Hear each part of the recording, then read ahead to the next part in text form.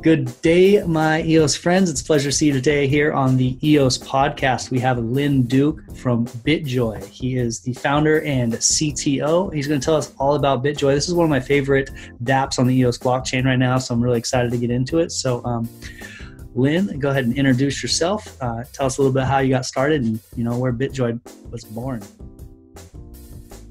Yeah, you bet. Thanks for having me. It's great to meet you in person, or at least virtually. Yeah. Thanks. A little bit of background about BitJoy and kind of, I guess, how it came to be. If you do a quick Google search, you'll find out BitJoy has been around for a few years, actually. It obviously wasn't EOS, but we actually started with Bitcoin, believe it or not. Oh, cool. Okay. And it was a different idea at the time. But what we did is we built some mobile apps and a few games. And what the platform would do is stream tiny bits of Bitcoin to game players as they completed objectives and things like that.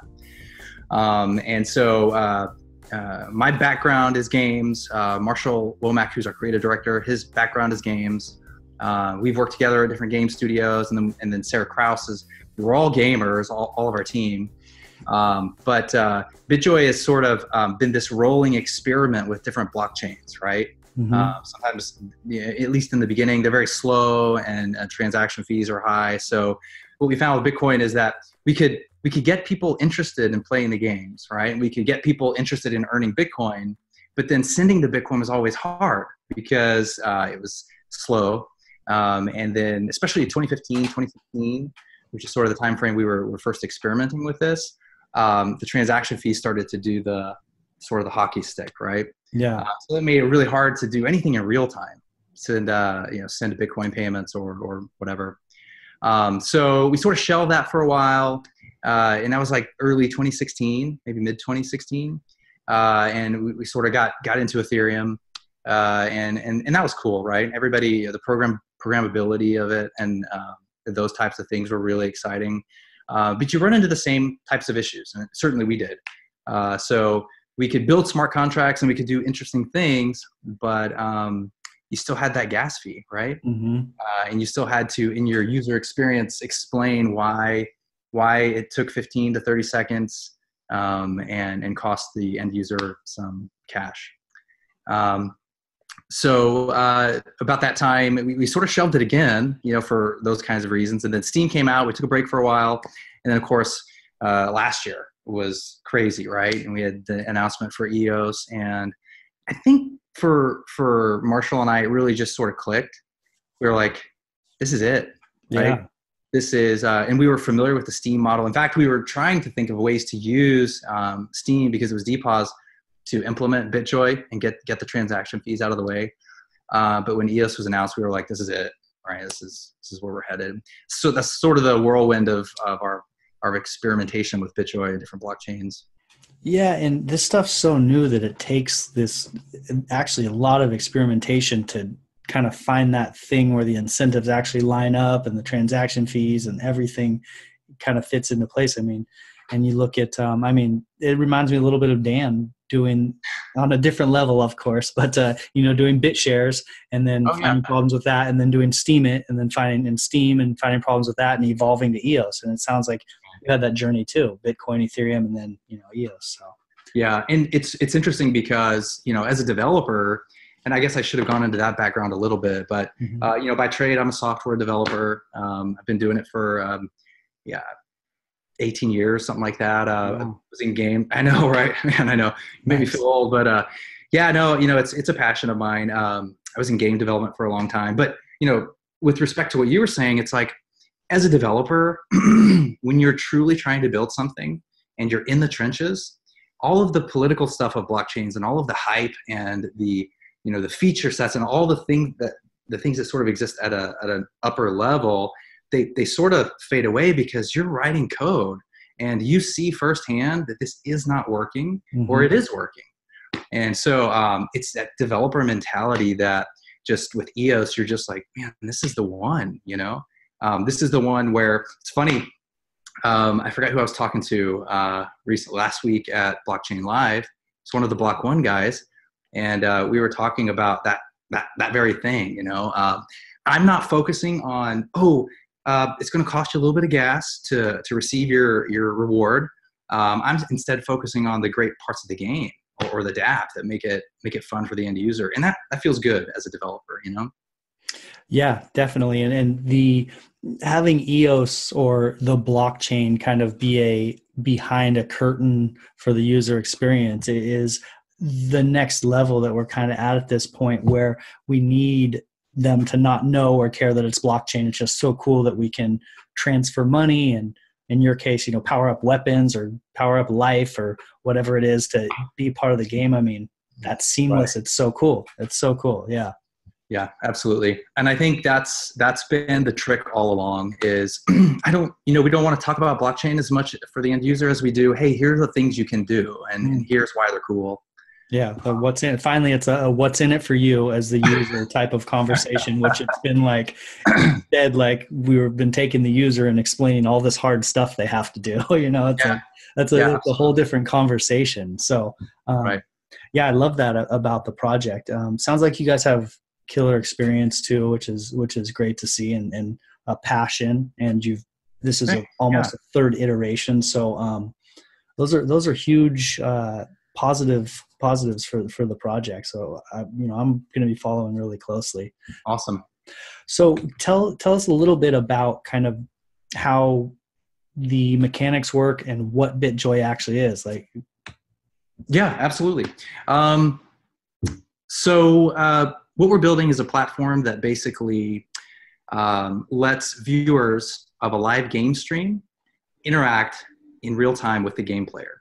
So I know you're familiar with Twitch. I've watched your podcast. There's Twitch, there's Mixer, which is a Microsoft's entry, but you've got Facebook GG, YouTube Gaming. Caffeine is a new one by a couple of the, I think it's a couple of the ex-Apple Watch guys started Caffeine. Okay. They're in beta. But you've got these live game streaming platforms today that, I'm sort of an old school gamer, right? I want to hold the controller, but that's not really true anymore. You've got millions. I think Twitch has over, I was just reading last night, over 600 million viewers in their viewing. That's just Twitch, right? It's amazing, yeah. And what's crazy, man, is when you think about it, they're not able to actually do anything in the game except watch. Yeah. Just view. And which clearly they want to do. And talk in the troll box, yeah. Yeah, exactly. Mm-hmm.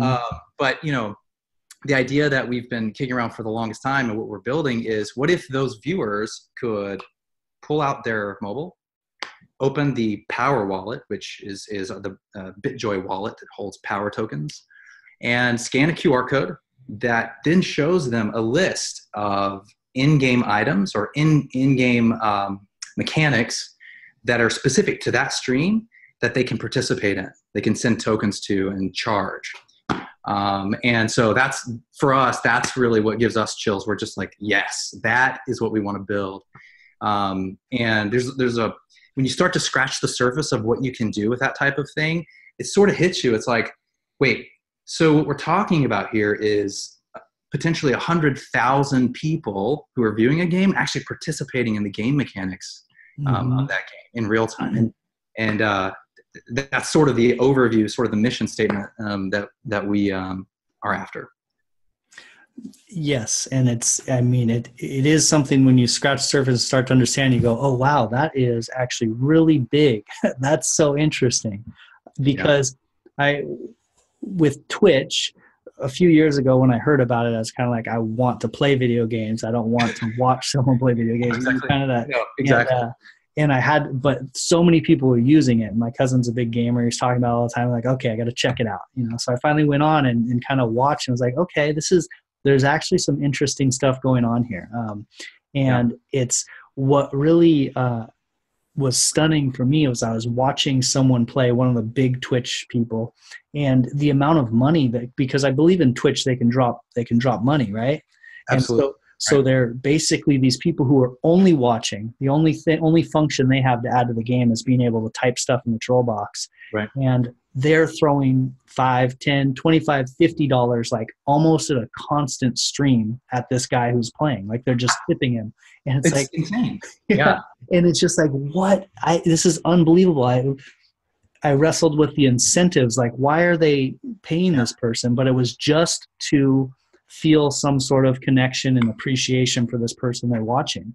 And so that's at the heart of it, this connection with the person they're watching. And what you're talking about doing is now broadening that connection to 1,000 times. Right. Yeah. And you really hit the nail on the head, right? It's about deepening that social bond that they feel, that there's a reason they view that game. And something we think about all the time is, just like you said, why? There are what we think there's a set of viewer personas, right? You've got the viewer that just wants to watch for entertainment purposes, right? But then you also have the cooperative play aspect, right? Those types of viewers that want to assist the player and help them either get through a tough level or defeat a boss or what have you. But there are other viewer personas that are equally interesting. You have people that want to learn to get better at that game. Like maybe they do want to play, but they want to watch people who are really good, right? You've got something that's kind of fringe and is one of my personal favorite, which is you've got viewer-only games. And so these are games that there's not even a streamer. You can think about it sort of like an episodic TV show where the game is broadcast at a certain time every day or maybe every week, and viewers show up and they actually drive the heart of the game. So maybe the game is running on a timer, or it's the actual voting of the viewers and the actions of the viewers that propel the game forward.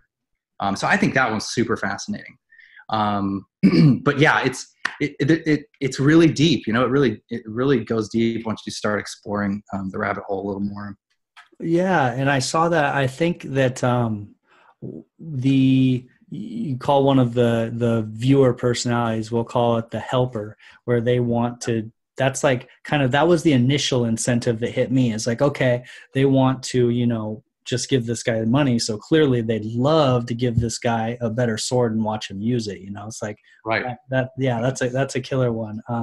And then you mentioned as well the student who is they're someone who's actually trying to learn the game, which is kind of when I went to Twitch, I wanted to get better at Halo, and so I was like, okay, I'm gonna go watch someone who's really good play and like see what the difference is, Right. So I kind of had that student mentality when I went.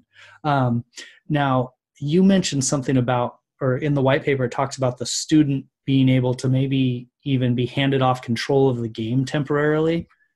Right.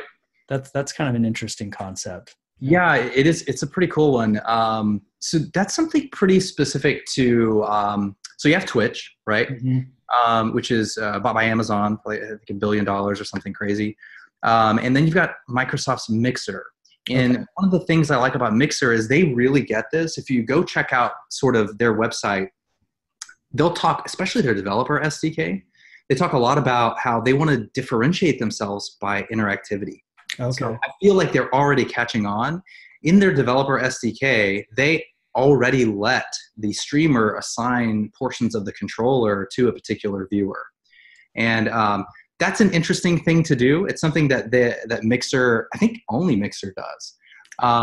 But I think it's a cool idea, but I think that it jumps to the very end of the spectrum where, now the viewer has the controller again, and they're just like the player. And that whole middle area is really what we want to try and crack open and explore, where you're interacting and you're causing real effect to the live stream, but you may not necessarily be, up, down, A, B, select, start, right?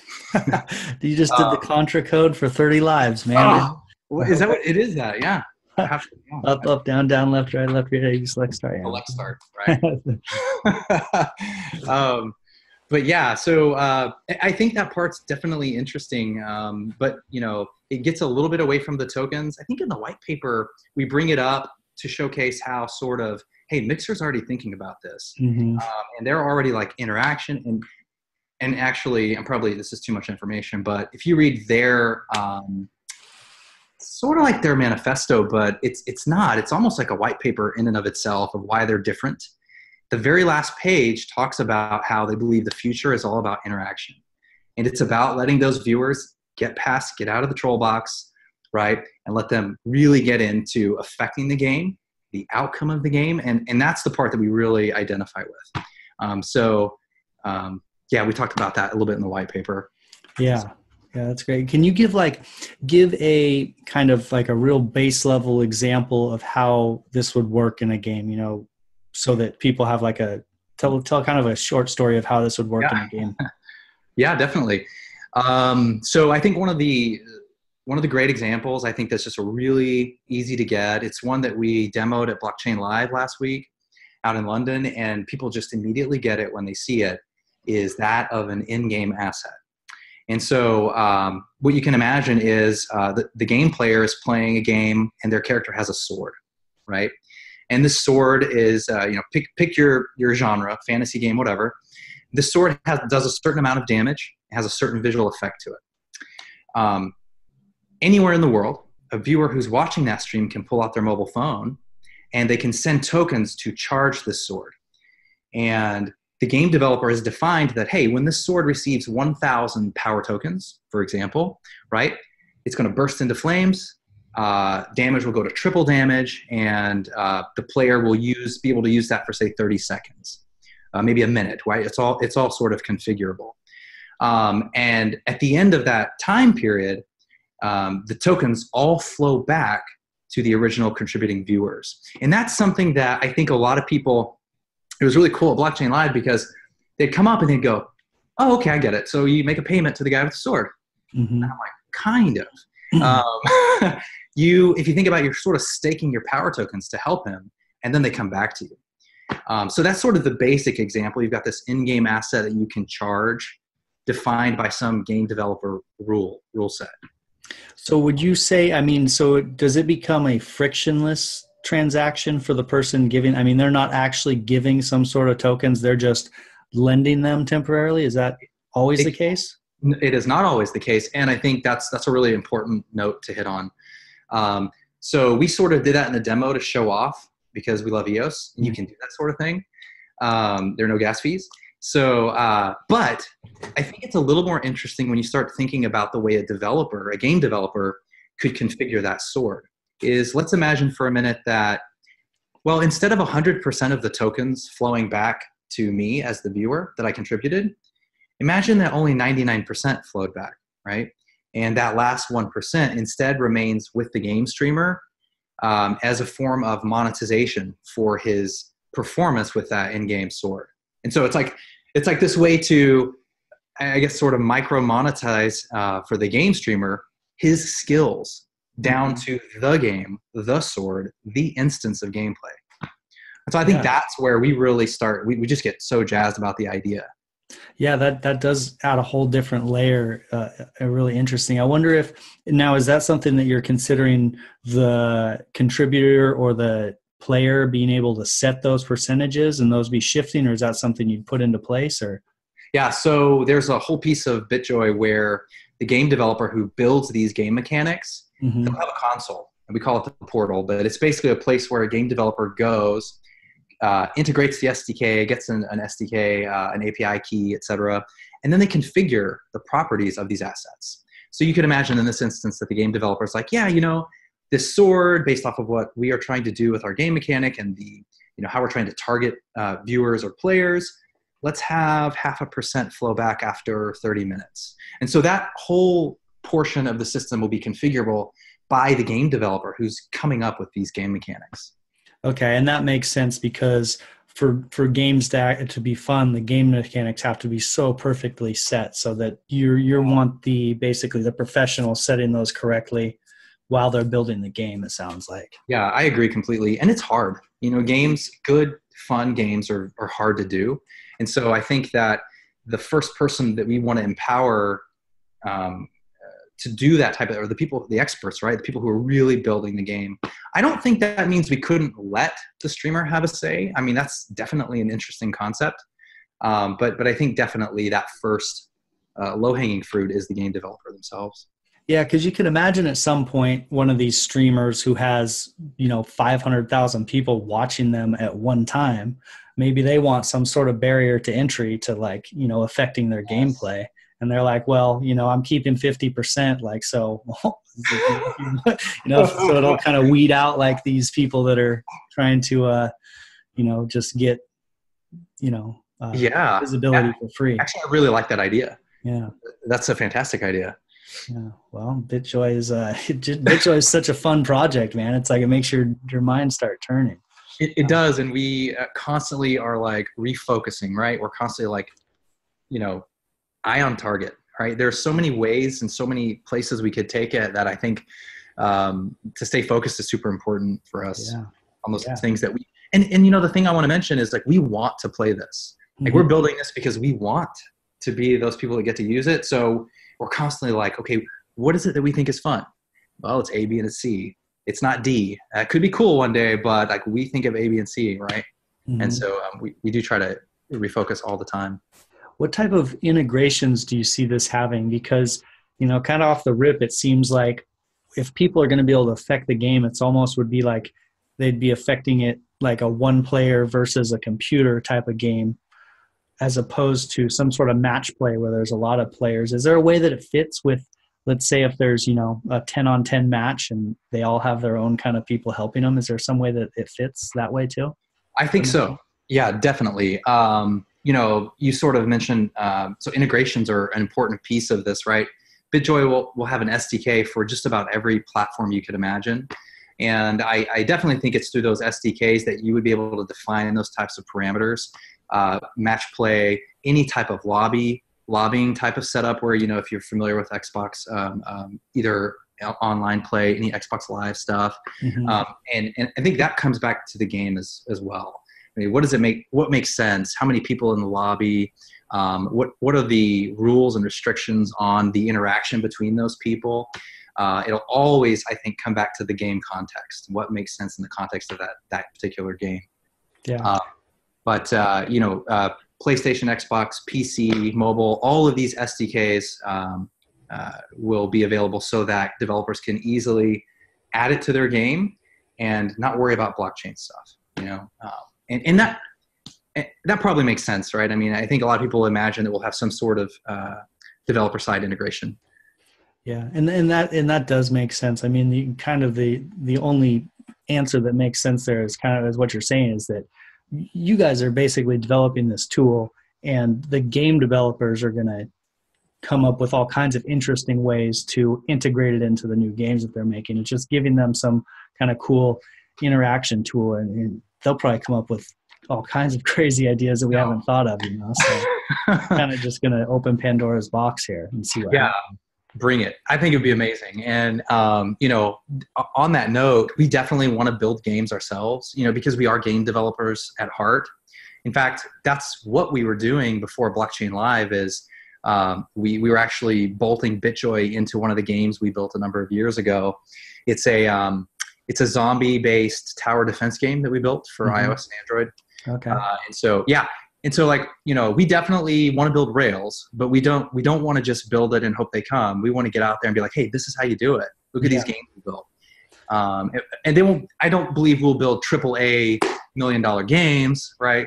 But definitely we have some ideas that we're itching to build on the platform. Yeah. So we'll go first, I think. But I mean, imagine it integrated into something open-ended like Grand Theft Auto or something, where all of a sudden there's this real monetary value that's being like, I mean, it could get really wild. I mean, you guys we should be so lucky. I mean, let's just dream for a minute and talk about Fortnite. I mean, this game, like, I've been a gamer for a long time. I grew up on games, and I don't think I've ever seen anything like Fortnite. Not anything explode in popularity like this. Yeah. It's just, it's mind boggling. I don't know if you saw, there was an article put out where parents were actually hiring tutors for their children. Yes. I hadn't seen that. That's great. You have to Google it. I am not making that up. That's great. And then, one of the stats that we always like to talk about, especially when we're we get a lot of questions like, I don't know if live game streaming is that big. And we're like, well, compared to the Super Bowl, it's crushing. It's so crazy, Yeah. There's and maybe you know this too, stop me if you do, but maybe definitely for the listeners, on Twitch, there is a celebrity streamer who goes by the name of Ninja. Oh, yeah. You do know. Okay. It's probably commonplace at this point, but he was the first professional video gamer to grace the cover of ESPN magazine this year. Wow. Really? Yeah. In his interview, he makes a confirmed $500,000 per month. Hints at approaching 7 figures. Wow. I know, from his subscriber base. Yeah. And he has 11 million followers. And so I always answer with that when people are like, oh, live game streaming. That sounds cool. I don't know how big it is. Well, that's the one I was talking about, where I was watching him play, and like just money is just falling out of the sky like constantly. As he's playing, it's like, what is happening? I have to like dig further into this. This is amazing. Yeah. Exactly. And I heard somewhere, I mean, the World Series of Gaming or whatever it's called is like multiple times bigger than the Super Bowl as far as viewership goes. So it's like, I believe it. Yeah. So it's stunning the amount of publicity this has. And it's also kind of funny because people haven't really wrapped their heads around it yet. Like only some people know, like the people, the millions of people who are into it, like, no, but everyone outside of gamers is like, oh yeah, it's gamers. It's probably small. It's like, this is actually freaking huge. It's wild, Yeah, absolutely, man. I totally agree. It's you get in at each step and you're like, really? Are you serious? Yeah. And but as a gamer, that's exciting, right? I don't mean that in any sort of negative light at all. No. And actually inside, right after that, I go, yeah, it makes sense. Yeah, it makes sense, But some other stats I could throw out that would be interesting. These are all Google based, right? You can Google this and find various sources, but Twitch viewership alone is larger than ESPN, HBO, and Netflix combined. Whoa. They do, there's over 4 billion hours of gameplay has been streamed on Twitch alone. These numbers are just insane sounding. And you're just talking about the market leader, just one of the platforms, Twitch, right? So it's just a super fascinating space. It is. Something I saw in your white paper as well that really was interesting to me is this thought of human interaction, because it's almost like we've kind of done this before on a smaller level back when there was arcades, and you guys mentioned people crowding around arcade games, and like I go back, and there was Nickel City, and you'd go down there, and I would crowd around the Street Fighter game. If someone could beat Street Fighter 2, like I'd crowd around Street Fighter 2 and just be like, I just want to see someone run through Street Fighter 2. There'd be like 10 kids like watching, and that's what Twitch is. Like people like to watch video games, or like to watch someone who's really good at a video game. Yeah, 100% agree. Yeah, that was my era too, man. For me, it was Killer Instinct and Mortal Kombat. It was the mall after school, and crowd. You'd put your quarters up to get in line, right? You'd put them on the on the edge of the arcade cabinet, and it was a big deal. And I remember writing that part of the white paper too, because I'm like, someone out there is going to understand this. For sure. Like, go back 18, 20 years, whatever it's been, and they're going to be like, that's a very real feeling. For sure. I agree. It's very big now, and it's online. Yeah, it's amazing. It is. It's building this different kind of community, and it's cool to see these doors opening where virtual communities are becoming more analogous with real communities. It's these people that were standing around video games at the roller rink are now watching on Twitch from home, but still talking to each other, still talking trash and having fun. It's really cool. Right. So it sounds like we got a pretty good overview of kind of how it works, how BitJoy works, and how it integrates. Do you feel like you explained it pretty good, or was there kind of gloss over there? Yeah, I'd ask you kind of that same question. I feel, we definitely in the white paper, we can talk about that. If you check out the white paper, there's quite a few pages there. Our website has some good stuff. But yeah, I think it's a pretty good explanation. Yeah, I think it's pretty good. Yeah, I'm wondering, there was one other point in the white paper I think that we maybe hit on. This idea of possibly like investing in a player, or like investing in a player and then sharing in their loot or whatever rewards that they gain. So that's a cool. That one is that's a favorite of Marshall. Marshall, he loves this one, and I do too. But the idea is essentially that. Do you remember that there was a website a while back called App Backer, and it was a place where just everyday people could go and see ideas from mobile apps that people were presenting, and if you thought it was a good idea, you could sort of like Kickstarter them, right? You could send a couple bucks. I don't know what the minimums were, but send $50, and then when that app launched in the App Store and they did well, you would earn a % of their profit. So it's essentially that idea, but applied to the game world in a sense that, say you sit down and let's apply it to Fortnite because it's such a popular one.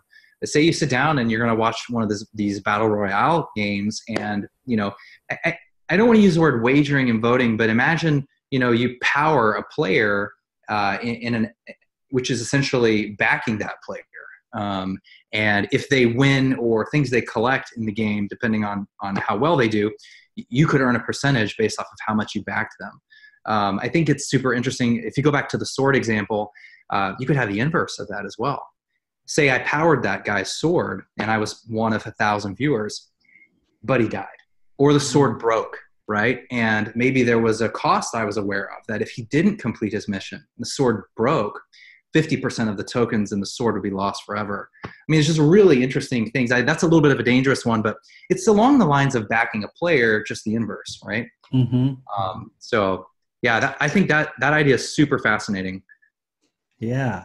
I mean, we could probably, and you probably have already done this for like 6 months, just sit around and think of all kinds of awesome ideas, the ways to integrate it.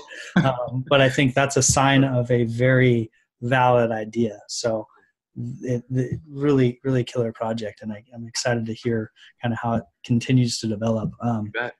I'm sure people want to know a little bit about the airdrop. I saw you guys are doing an airdrop at some point in the future. What is that? Yeah, absolutely. So yes, absolutely to the airdrop. I think we don't have an exact roadmap. One of the things that I think if you had been in our Telegram channel, which is, the typical place we drop any sort of breaking news or announcements, you saw that we were planning an airdrop for October of 2018. And we've since pushed that back, and we haven't given a date for the new drop. But essentially, we've come to the conclusion that we're rushing that drop a little bit. We have so many pieces that are built and sort of lying on the garage floor, that we actually prefer to have an MVP of sorts of our platform running live before we do the token drop. And those reasons are, it's just a better experience, we think. If from day one, the tokens that we drop are usable, we think that's pretty powerful. Even if it's not all of the bells and whistles, right, or 500 games, just if you receive a token and there's something you can do with that token, that gets us pretty excited. And we're not far from that. Cool. So, yeah. Yeah, well, absolutely. I mean, as a user and as someone who looks forward to trying BitJoy out, I would love when the airdrop happens to be able to actually go use those tools and use the power and use it how it's supposed to be used. So so I guess people can join the Telegram channel and kind of figure it out from there. Yeah, that's just to sort of wrap that up, Telegram is the best place to do that. And we feel comfortable with Q1, maybe Q2 of next year, but things will start to get a little more solid, I think, as we approach the holidays. Yeah. Cool. Well, I'll have you guys, I'll have you guys on here again when it's close to launching and exactly how things are going. How far along, where would you say you're at kind of in the building process? Yeah, sure. So we're definitely past the idea phase. In fact, if you just go back a month ago, we were full speed ahead. Actually, if you go to our website, you'll see this thing called the Game Drop. Should have mentioned that for the airdrop. We're doing a twist with the airdrop where you'll actually be able to use our platform to earn additional power tokens. But the reason I mentioned that is because that was actually fully running on the test net, and that was a simplified version of our platform. So we were full speed ahead. We were busting on that, and that's when we got a call, or we heard from Block One about attending Blockchain Live. And so we sort of shelved that, focused on a demo that was more of a vertical slice. It had some great visuals and the essence of the Power Token, as well as the mobile app. And so since that event's over, we've turned our attention back to the game.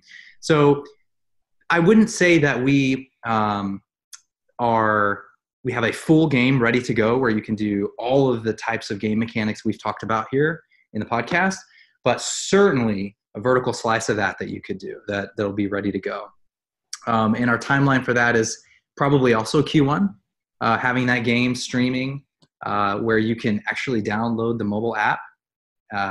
The Power Token is real. It's live. It's been airdropped, and you can go and participate in this game on Twitch. So are you guys building the game as well?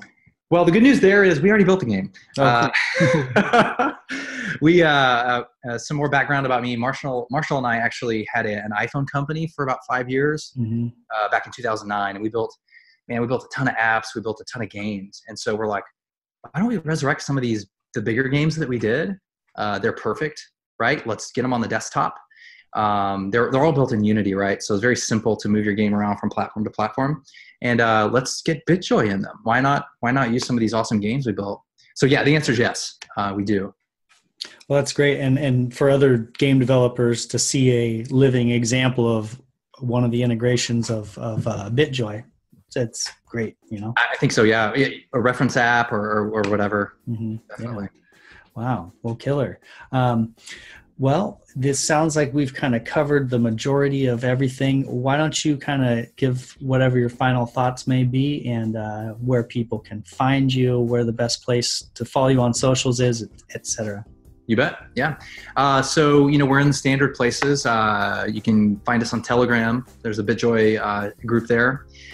Twitter is probably the go-to. I think that's just the crypto world go-to for that type of stuff. So Twitter, I think our handle is BitJoy_EOS.